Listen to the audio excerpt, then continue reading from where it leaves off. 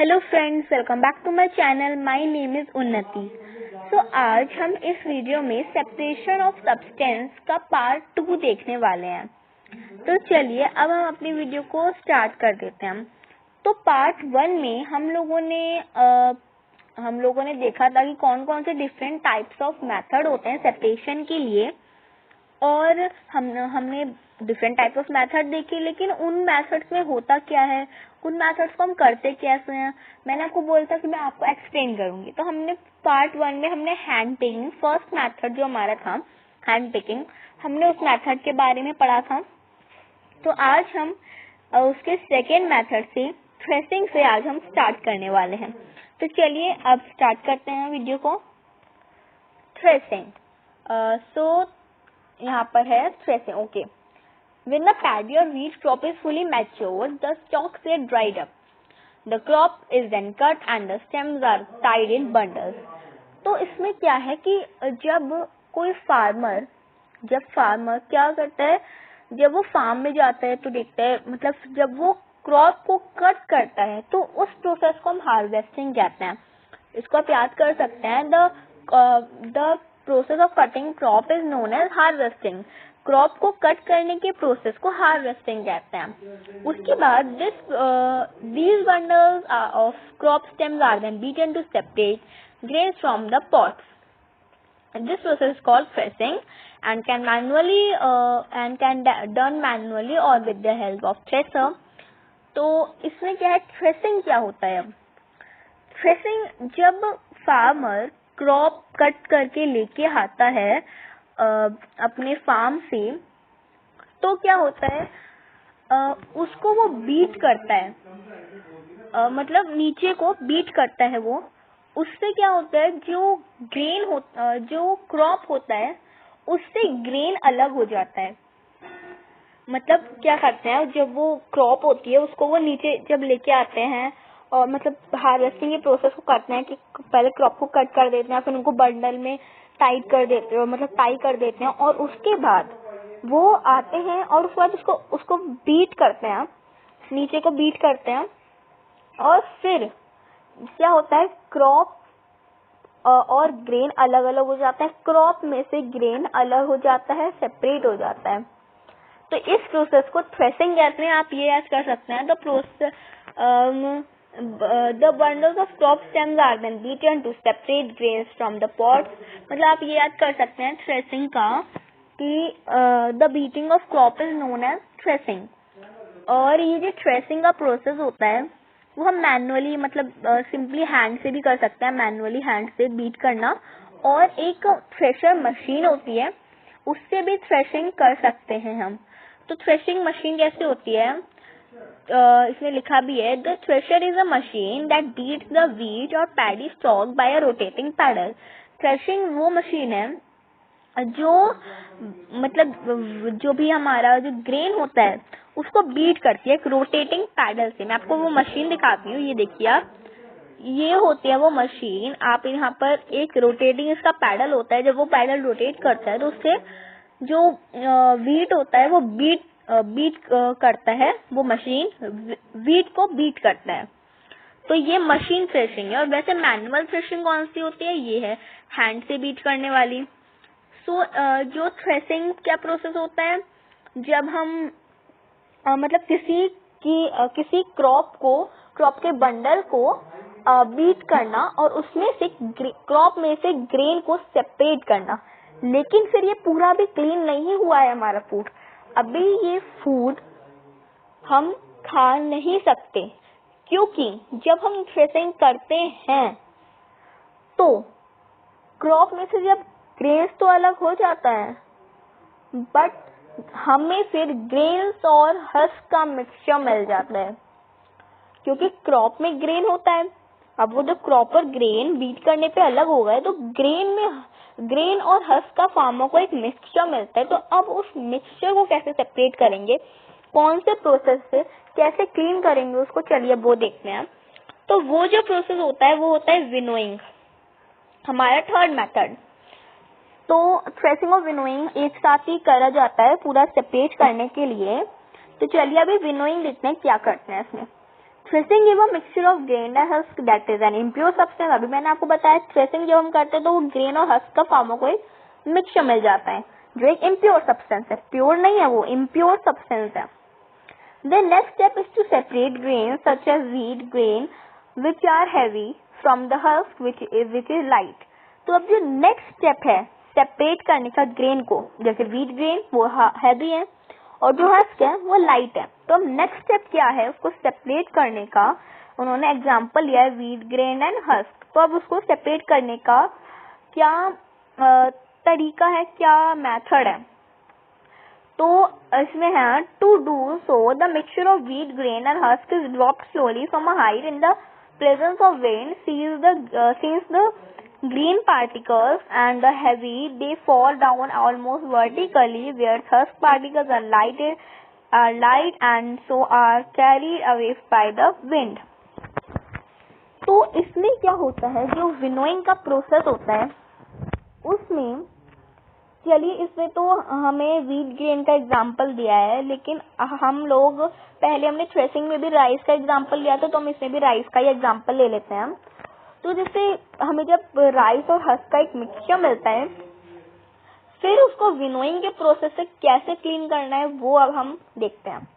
तो विनोइंग के प्रोसेस में क्या होता है, हम एक हाइट पे, जैसे कोई स्टूल या फिर चेयर पे हम खड़े हो जाएंगे और थोड़ी हाइट पे खड़े होना है, हमें खड़े हो जाएंगे और उसके बाद एक किसी भी चीज में आप उस मिक्सचर को, ग्रेन और हस्क के मिक्सचर को रख लीजिए और जहाँ पर आप खड़े हैं उसके नीचे आप कुछ बाउल या फिर जिसमें भी आपको उसको रखना है, ग्रेन को सेपरेट करके, ग्रेन को तो आपको रखना है, तो ग्रेन को आपको सेपरेट करके जिसमें भी रखना है उसको आप नीचे रख दीजिए।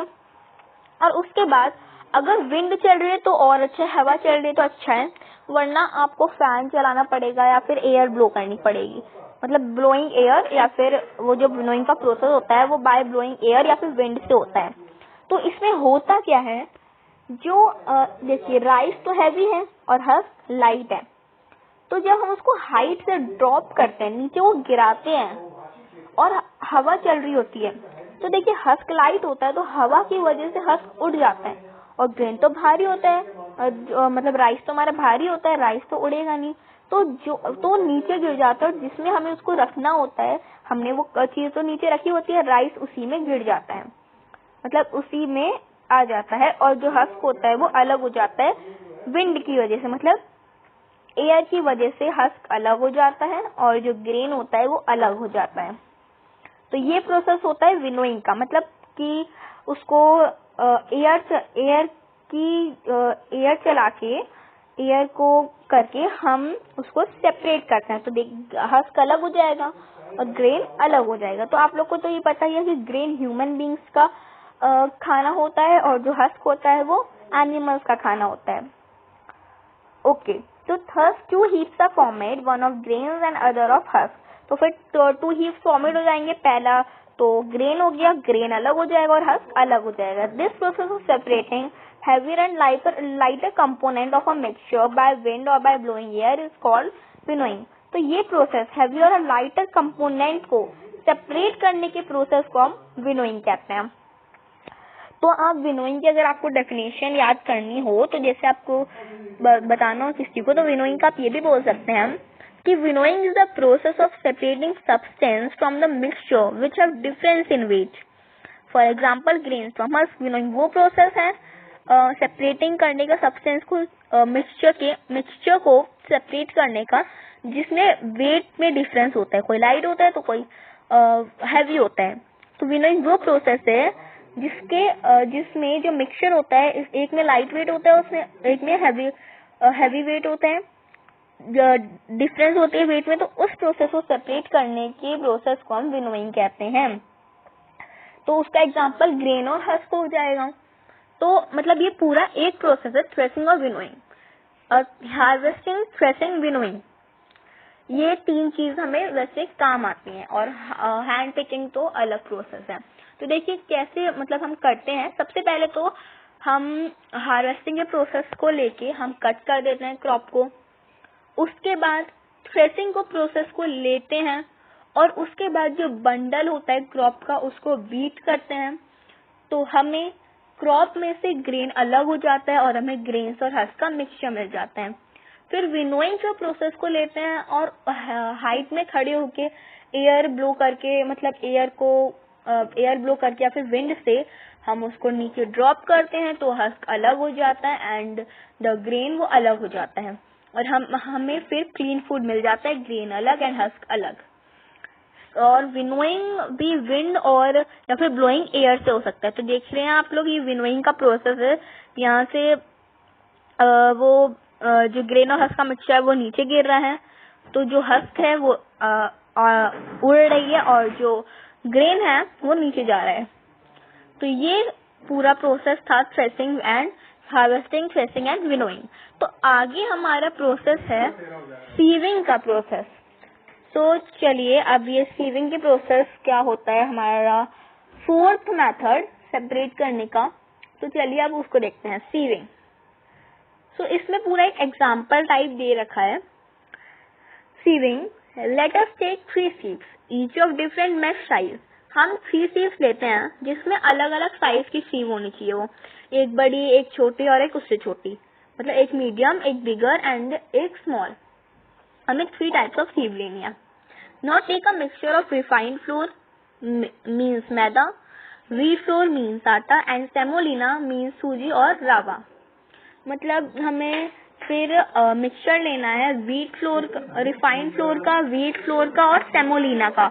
अब रिफाइंड फ्लोर क्या होता है, मैदा, व्हीट फ्लोर आटा एंड सेमोलिना सूजी और रावा। तो इसमें मतलब हमें इन तीनों का मिक्सचर लेना है। उसके बाद we will first sieve the mixture with the smallest hole size sieve, then with the medium hole size sieve and finally with the largest hole size sieve. तो उसके बाद ये जो हमें मिक्सचर लिया हमने रिफाइंड फ्लोर का, व्हीट फ्लोर का एंड सेमोलिना का, उसको हम सबसे पहले स्मॉल होल साइज सीव से, जिसमें छोटे छोटे होल हो, उस सीव से हम पहले उसको सेपरेट करेंगे। उसके बाद उसमें जो मीडियम होल्स हो उस सीव से हम सेपरेट करेंगे और जिसमें लार्ज होल, थोड़े बिगर होल्स हो, उससे हम सेपरेट करेंगे। तो चलिए अब कैसे सेपरेट करना है वो देखते हैं। So what do you observe? With the smallest whole size sieve, refined flour comes down, but wheat flour and semolina are retained in the sieve. So आपने क्या ऑब्जर्व किया, जब आपने स्मॉलेस्ट होल साइज सीव, जैसे छोटे छोटे होल्स थे, उस सीव से जब आपने इन मिक्सचर को, refined floor, wheat flour and semolina के मिक्सचर को जब उसमें डाला सीव में, तो क्या हुआ, जो व्हीट फ्लोर था वो सीव से पास हो गया, सीव से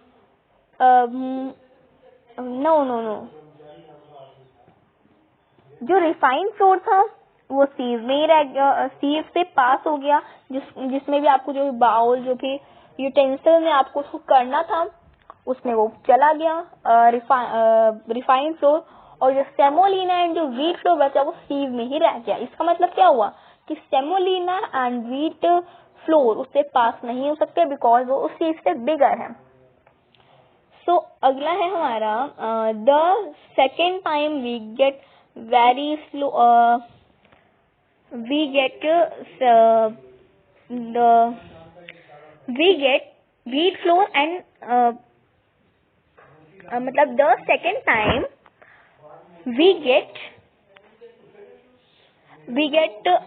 क्या बोलते हैं उसको, रिफाइंड फ्लोर एंड सेमोलिना हमें सेकेंड टाइम में मिले, और जो रिटेन मतलब वो रह गए सेमोलिना एंड व्हीट फ्लोर उसी में, और जो रिफाइंड फ्लोर और सेमोलिना सीव में ही रह गए, और जो व्हीट फ्लोर था वो सीव से पास हो गया। Now before sieving with the third mash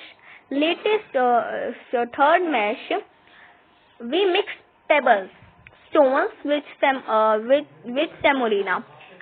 अब हम थर्ड अपना प्रोसेस करने से पहले हम क्या करेंगे, अब हम रिफाइंड फ्लोर और व्हीट फ्लोर को उसमें नहीं डालेंगे, हम कुछ पेबल्स मीन स्टोन्स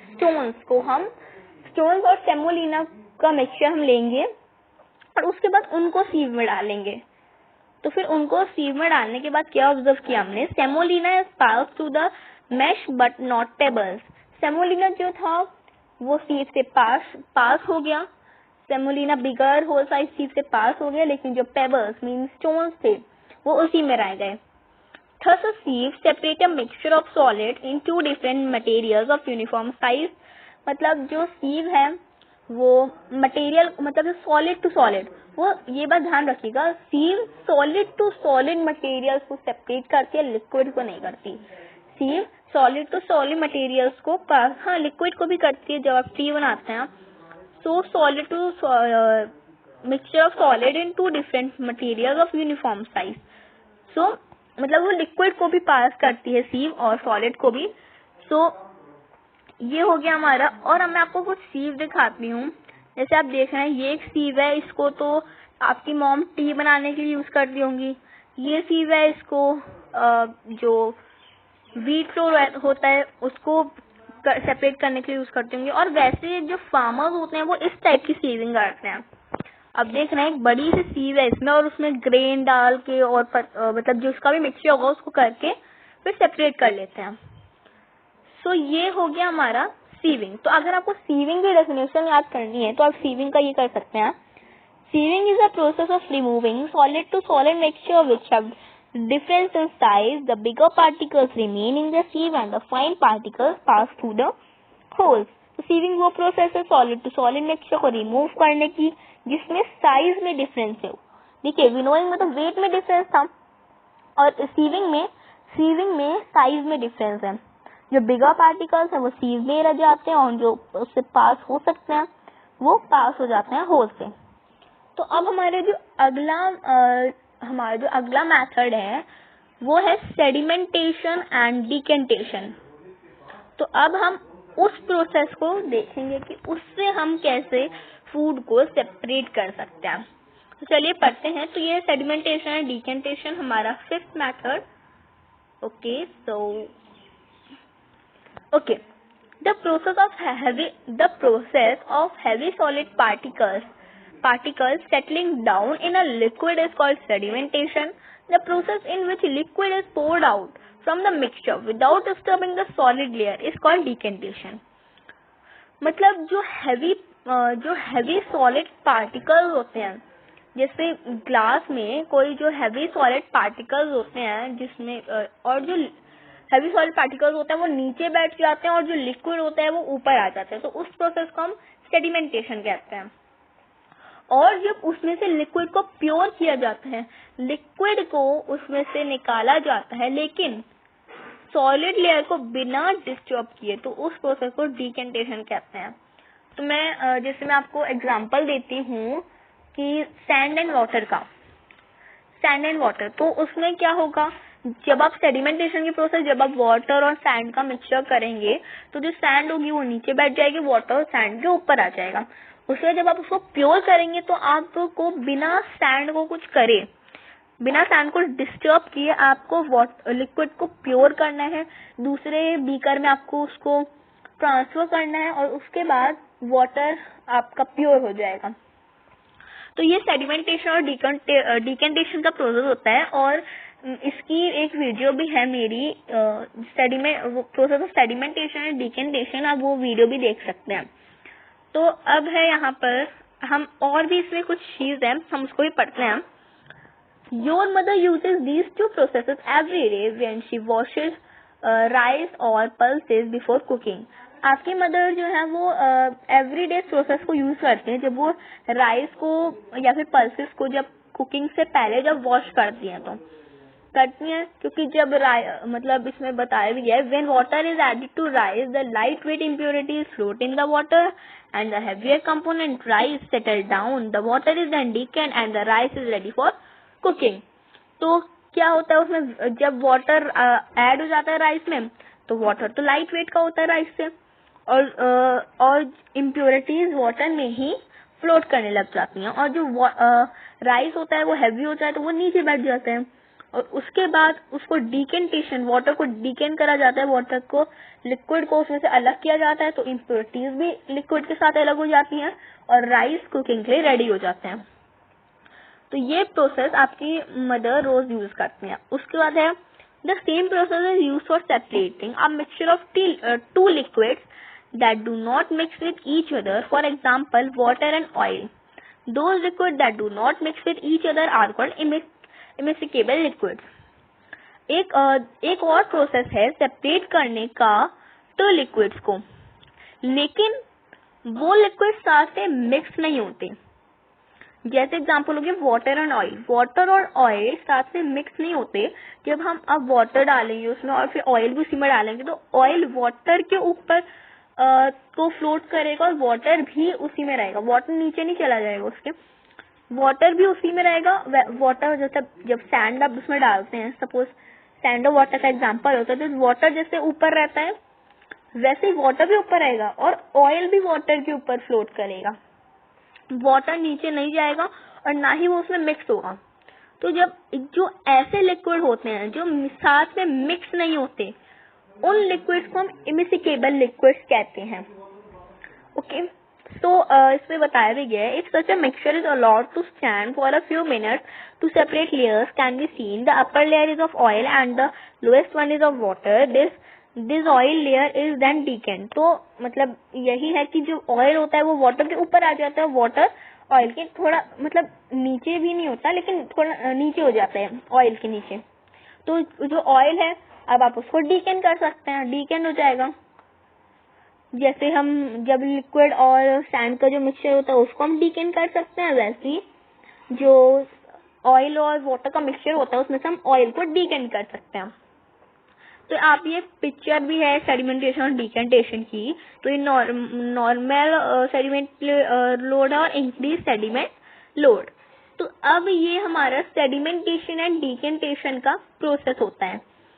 तो अब हम एक एक्टिविटी देखते हैं, हमारी एक्टिविटी 3. मैंने 2 एक्टिविटीज आपको बताई थी पार्ट 1 में. एक तो उसमें कंस्टिट्यूट्स और एक मिक्सचर को लिखने का, और एक और मैंने आपको अपने फ्रेंड्स से पूछने का कि कौन कौन से प्रोसेस उनकी मदर यूज करती हैं वाटर को क्लीन करने के लिए. तो ये 2 एक्टिविटीज मैंने आपको बताई थी. तो आज हम एक और थर्ड एक्टिविटी आज हम देखते हैं. तो ये जो एक्टिविटी है वो मैंने अपनी वीडियो में भी की है सेडिमेंटेशन डिकेंटेशन प्रोसेस के लिए, तो ये भी आप एक बार पढ़ सकते हैं. चलिए देखते हैं हम activity 3. Let us see how to separate a mixture of sand in water by using the processes of sedimentation and decantation. तो अब हम देखते हैं कि सैंड और वाटर के मिक्सचर को हम कैसे सेपरेट कर सकते हैं सेडिमेंटेशन और डिकेंटेशन के प्रोसेस को यूज करके. तो स्टेप 1 क्या है? Take a glass beaker and fill half of it with water. Now pour some sand in it. Stir the mixture of sand and water with the help of a glass rod. Leave the mixture undisturbed for few minutes. आप एक glass beaker लीजिए, glass लीजिए, उसको water से half fill कर दीजिए. अब उसमें कुछ थोड़ी सी सैंड डाल दीजिए. उसके बाद उस मिक्सचर को स्टेयर कर दीजिए स्पून से या फिर ग्लास रॉड से, और उसके बाद उसको थोड़ी देर तक बिना डिस्टर्ब किए आप उसको थोड़ी देर के लिए रख दीजिए उस मिक्सचर को. स्टेप 2 क्या है? Observe the mixture after some time. उस मिक्सचर को आप थोड़ी देर बाद ऑब्जर्व कीजिए. You will see that the sand has settled down at the bottom and the water remains on the top. This process is called sedimentation. आप क्या देखेंगे कि जो सैंड है वो नीचे बैठ जाएगा, ग्लास बीकर के जो ग्लास होगा तो वो नीचे बैठ जाएगा और जो वाटर होगा वो बॉटम में रहेगा, मतलब टॉप में रहेगा वाटर, और जो सैंड है वो नीचे बैठ जाएगा. तो इस प्रोसेस को हम सेडिमेंटेशन कहते हैं. तो जैसे ही वाटर है उसमें इंसॉल्युबल कंपोनेंट्स थे और उसके बाद सैंड नीचे बैठ गई, तो ये ऊपर वाला क्लियर वाटर और नीचे इंसॉल्युबल इम्प्योरिटी, मतलब जो इम्प्योरिटी है वो नीचे बैठ गई. सैंड इम्प्योरिटी थी तो वो नीचे बैठ गई और ऊपर ये क्लीन वाटर आ गया. ये प्रोसेस हो गया सेडिमेंटेशन. अब डिकेंटेशन का प्रोसेस देखते हैं, स्टेप 3. तो स्टेप 3 क्या है? Okay, step 3. Now remove the top layer of water without disturbing the settled sand. This process is called decantation. तो अब आप जो वाटर की ऊपर की लेयर को रिमूव कर दीजिए, उससे ऊपर से निकाल दीजिए और दूसरे ग्लास में, दूसरे बीकर में आप ट्रांसफर कर दीजिए, लेकिन solid layer without disturbing the settled sand. Sand को बिना डिस्टर्ब किए आपको निकालना है. बिना डिस्टर्ब किए आप मेरी वीडियो में देख सकते हैं कैसे मैंने निकाला है. उसको दूसरे ग्लास में ट्रांसफर किया है, तो जिस ये प्रोसेस डिकेंटेशन होता है, मतलब वाटर की टॉप लेयर को उससे रिमूव करना, लेकिन without disturbing the solid layer, नीचे की लेयर को, नीचे के सैंड को विदाउट डिस्टर्ब किए आपको रिमूव करना है। तो इस प्रोसेस को सेडिमेंटेशन डिकेंटेशन कहते हैं। फिर फोटो भी है, देखिए यहाँ पर ये वाटर है और उसके बाद इसको चेंज किया, मतलब ये जो ऊपर ये जो ग्लास में था वाटर और सैंड, तो इसमें से वाटर जब निकाला तो ये वाला वाटर क्लियर है, ये क्लियर वाटर है और उसमें सैंड रह गई है। तो इस प्रोसेस को डिकेंटेशन कहते हैं। और जो जब सैंड नीचे बैठ जाती है तो उस प्रोसेस को हम सेडिमेंटेशन कहते हैं। तो ये एक्टिविटी आप करके देख सकते हैं। तो आज हमने 4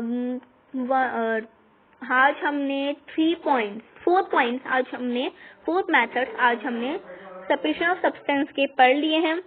तो नेक्स्ट वीडियो में हम आगे के मेथड्स देखेंगे। तो आप अभी तो हमने 1 2 3 4 5 मेथड्स हमने पढ़ चुके हैं हम लोग सेडिमेंटेशन, मतलब सेपरेशन ऑफ सब्सटेंस के।